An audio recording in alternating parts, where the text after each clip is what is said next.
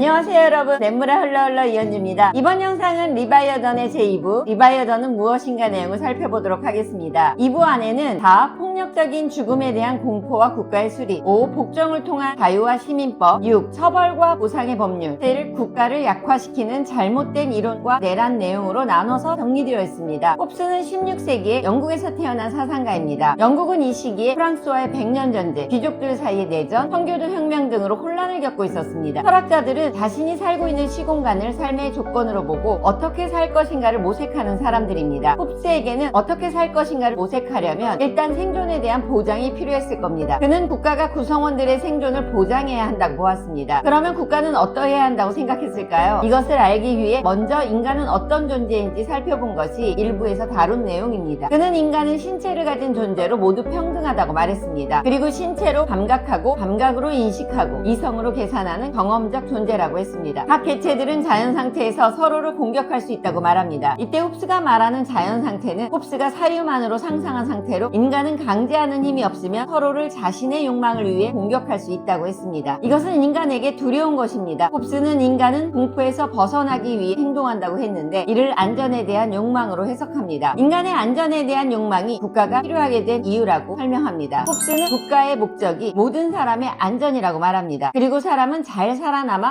만족스러운 삶을 살기를 원합니다. 하지만 강제력이 없는 자연법은 사람들의 생존과 만족스러운 삶을 보장하지 못합니다. 그래서 인간은 구성원들에게 두려움을 주고 그들의 행위가 공동의 이익을 따르도록 지도하는 공동의 권력을 원하게 된다고 홉스는 주장하고 있습니다. 이것은 동의나 합의 이상의 것이며 계약을 통해 하나의 인격으로 탄생한 만인의 통일이다. 그것은 마치 당신도 나와 마찬가지로 당신의 모든 권리를 그에게 주고 그가 하는 모든 행동에 권위를 싣는다는 조건으로 나는 내 자신을 지배하는 권리를 이 사람 또는 이 집단에게 양도한다라고 말하는 것과 같다. 이렇게 하나의 인격으로 통일된 대중은 국가나 시민이라고 불린다. 이것이 바로 위대한 리바이어던의 탄생. 보다 경건하게 말하자면 우리가 불멸의 신에게 의지하듯 우리의 평화와 안전을 맡길 죽을 운명을 가진 신의 탄생이다. 국민의 동의로 세워진 주권자는 여러 권리를 가지게 됩니다. 이 권리들은 국민이 스스로 주권자에게 양도한 것입니다. 국민들이 스스로 자신들을 구속할 권리를 주권자에게 양도한 목적은 각자의 안전을 위해서입니다. 홉스는 갖은 분쟁으로 전쟁이 일어나서 죽는 것보다는 각자의 권리를 일정 부분 포기하고서라도 안전하게 살아남는 것이 더 중요하다고 보았습니다. 가장 핵심이 되는 주권자의 12가지 권리를 같이 살펴보겠습니다. 1. 국민은 정부의 형태를 바꿀 수 없다. 2. 주권은 몰수될 수 없다. 3. 어느 누구도 정의롭지 않은 행위를 저지르지 않고서는 다수가 선포한 주권자의 제도를 거스를 수 없다. 4. 국민이 주권자의 행위를 정당하게 비판할 수 없다. 5. 주권자가 무엇을 하든 국민은 이를 처벌할 수 없다. 6. 주권자는 국민의 평화와 안전을 위해 필요하다고 생각되는 것을 판단한다. 7. 주권자의 재정권에 의해서 국민은 자신의 소유가 무엇인지를 알게 되고 부정을 저지르지 않고서는 다른 사람의 것을 빼앗을 수 없다는 사실을 알게 된다. 8. 모든 사법권과 분쟁의 결정권은 주권자에게 있다. 9. 주권자는 자신이 최선이라고 생각하는 방침에 따라 전쟁을 선포하거나 평화협정을 맺을 권리를 갖는다. 10. 주권자는 전쟁 시기든 평화 시기든 그 어떤 경우에도 자문위원이나 장관을 선택할 권리를 갖는다. 11. 주권자는 상을 주거나 처벌할 권리를 갖는다. 12. 주권자는 훈장을 주거나 귀족 자기를 수여할 권리를 갖는다. 홉스는 여러 형태의 국가 모델을 제시하고 소개합니다. 지금까지 국가 형태를 지녔던 공동체가 꾸려왔던 모델들입니다. 그런데 국가의 존재 이유가 구성원들의 안전이기 때문에 홉스는 그 어떤 공동체라도 국가의 주권은 하나여야 하고 인간이 상상할 수 있는 한 가장 막강해야 한다고 주장합니다. 우리는 우리의 안전을 위해서 국가에게 그런 막강한 주권을 가져도 좋다고 합의하고 계약했다고 말하고 있습니다. 여기에서 우리는 질문해 볼 수 있습니다. 홉스가 살았던 전쟁 시대인 16세기뿐 아니라 21세기를 사는 우리도 국가가 국민의 안전을 보장해야 한다고 믿고 있습니다. 따라서 홉스의 생각에 쉽게 이끌립니다. 하지만 우리는 홉스의 생각이 전체주의로 흐를 가능성에 대해서 생각해 보아야 합니다. 그러기 위해서 해야 할 질문을 기억해야겠습니다. 우리가 주권에 관해 생각할 수 있는 최고의 반론은 국민이 언제 어디서 그런 권력에 동의했냐고 묻는 실천적인 질문이다. 그러나 어떤 이는 그런 반론을 제시하는 사람들에게 오랫동안 혼란과 내전이 없었던 왕국이 대체 언제 어느 곳에 존재했냐고 되물을 수 있다. 역사를 잘 살펴보면 오래 유지되고 외국의 침략으로 망하지 않았던 국가들에서는 결코 국민이 주권에 관한 논쟁을 벌이지 않았다. 홉스는 자유를 위해서 주권자에게 복종해야 한다고 말합니다. 그러면 홉스가 말하는 자유는 무엇일까요? 그는 법이 금지하지 않는 것을 마음대로 할 수 있는 자유에 대해서 말합니다. 자유란 사람이 하고자 하는 의지와 욕망, 성향을 실제로 드러낼 때 방해받지 않는 것입니다. 그러나 이런 자유는 안전이 보장되어야 발할 수 있게 됩니다. 그렇기 때문에 홉스는 우리가 국가를 설립할 때 주권자에게 넘겨준 권리가 무엇인가를 고려해야 한다고 말합니다. 대부분의 경우 우리는 주권자에게 복종해야 하지만 국민이 자신의 신체를 방어할 자유, 합법적으로 자신의 권리를 침해하는 사람들에게 저항할 자유는 끝까지 국민 자신이 가지고 있는 것이라고 합니다. 주권자가 법으로 정한 것은 시민이 안전을 보장받는 대가로 언제나 복종해야 한다고 말합니다. 그렇다면 어떤 경우에 국민은 주권자에 대한 복종에서 벗어날 수 있을까요? 주권자에 대한 복종의 의무는 그가 국민을 보호할 수 있는 권력을 지닌 한 지속되는 것으로 보아야 한다. 그러나 만약 국민이 전쟁에서 포로가 되거나 그의 신체나 생활수단이 적의 감시하에 있고 승리자에게 복종한다는 조건으로만 자신의 생명과 신체의 자유를 지킬 수 있다면 그는 그런 조건을 받아들일 자유를 갖는다. 그는 자신을 지킬 다른 수단을 갖고 있지 않기 때문이다. 그리고 주권자나 그 계승자가 스스로 권력을 포기하는 경우에도 국민은 주권자에 대한 복종에서 벗어난다. 또 만일 주권자가 자신을 추방했다면 그 사람은 주권자의 국민이 아니기 때문에 복종에서 벗어난다. 마지막으로 주권자가 다른 주권자에게 정복당해 그에게 복종하게 될 경우 국민은 이전 주권자에 대한 복종에서 벗어나 승리자에게 복종한다. 이 경우가 아니면 시민은 주권자에게 복종해야 제한된 자유를 누리면서 안전을 보장받을 수 있다고 홉스는 주장합니다. 국가 역시 주권을 가지고 해야 할 일이 있습니다. 주권자는 국가의 번영을 위해 최선의 행위를 해야 합니다. 외국과 무역을 하고 이를 통해 화폐를 확보해야 합니다. 또 식민지를 최대한 점령해서 국가 시민들의 물질적 풍요를 보장해줘야 합니다. 홉스의 이 시선은 다분히 전쟁이라는 정치 방식을 통한 대국 자본주의적 관점입니다. 강제력이 없는 자연법은 구성원들의 안전을 보장하지 못하기 때문에 홉스는 주권자의 명령 형식을 갖춘 시민법이 필요하다고 말합니다. 그래서 시민의 자유는 시민법에 제한을 받는다고 말할 수 있습니다. 홉스는 시민의 권리는 시민법이 우리에게 허용하는 자유라고 말하고 시민법은 의무로 우리에게 제공한 자유를 빼앗을 수 있다고 말하면서 법과 법률적인 권리가 서로 다르다는 것을 기억하라고 말합니다. 시민법이 시민들의 안전을 보장하려면 강제력을 가져야 합니다. 시민법의 강제력은 처벌과 보상의 법률 내용으로 힘을 갖게 됩니다. 이때 처벌과 보상의 내용은 법의 목적이 처벌보다 예방에 있다는 것을 기반으로 구성되어야 한다고 홉스는 주장합니다. 그렇기 때문에 사람들의 욕망이 어떻게 발현되는지를 아는 것이 중요합니다. 이 내용을 다루면서 홉스는 자신의 저서에서 인간의 욕망을 상세하게 다루고 있습니다. 그리고 국가는 안전을 위해서 시민법을 통해 처벌과 보상을 할 수 있지만 그 과정에서 무고한 국민을 처벌해서는 안 된다고 말합니다. 어디까지나 국가가 지닌 주권은 국민의 안전을 지키기 위한 목적으로 행해져야 한다고 강조하고 있습니다. 홉스는 언제나 국가의 안전을 위협하는 것을 견제했습니다. 홉스의 시대는 종교전쟁의 시대였습니다. 여전히 교회의 성직자들이 큰 영향력을 행사하던 때입니다. 그에게 주권자는 국가의 한 명이어야 했습니다. 그래야 내란이 일어나지 않는다고 보았습니다. 그런데 주권자가 있고 주권자에게 영향력을 행사하려는 성직자가 있다면 반드시 내란이 일어나서 시민들의 안전이 보장되지 않는다고 보았습니다. 당연히 홉스는 군주정보다 민주정이 위험하다고 말합니다. 다양한 의견이 언제나 가능하고 이를 제어할 수 있는 주권자의 권력이 없다면 언제든 자연 상태로 돌아갈 수 있다고 했습니다. 성직자가 세속 권력에 관심을 갖고 힘을 행사하려는 상태를 경계합니다. 이 내용은 3부 기독교 국가와 어둠의 왕국에 관하여에서 다루고 있습니다. 리바이어던은 성경 욥기에서 등장하는 하느님이 창조한 괴물입니다. 욥기는 욥의 기록입니다. 욥에게 닥친 시련을 해석하려는 욥 자신과 주변 인물들에게 나타난 신이 말합니다. 너에게 닥친 시련 역시 내가 만든 리바이어던이다. 내가 만든 것은 그저 너희 인간은 받아들일 수밖에 없다라고 말했습니다. 자유를 누리기 위해서 주권자가 제약하는 시민법의 강제를 받아들일 수밖에 없다는 뜻으로 홉스는 국가의 권력을 리바이어던에 비유한 것입니다. 우리는 홉스의 인간 존재론과 인식론을 1부에서 살펴봤습니다. 그리고 홉스가 정의한 인간들은 안전하게 생존하면서 자유를 누리기 위해 부득이하게 사회계약을 통해 주권자의 권력에 복종해야 한다고 주장한 내용은 이번 2부에서 살펴봤습니다. 홉스가 설명하는 국가 존재 이유는 자본주의 경제 시스템이 더 강화된 현대사회에서 여전히 계속 언급됩니다. 하지만 16세기의 국가 존재 이유를 21세기에 그대로 답습할 수는 없습니다. 달라진 사회 구조와 인간의 삶의 모습을 적용해서 비판적으로 생각해 봐야겠습니다. 여기까지 저는 냇물아 흘러 이현주였습니다.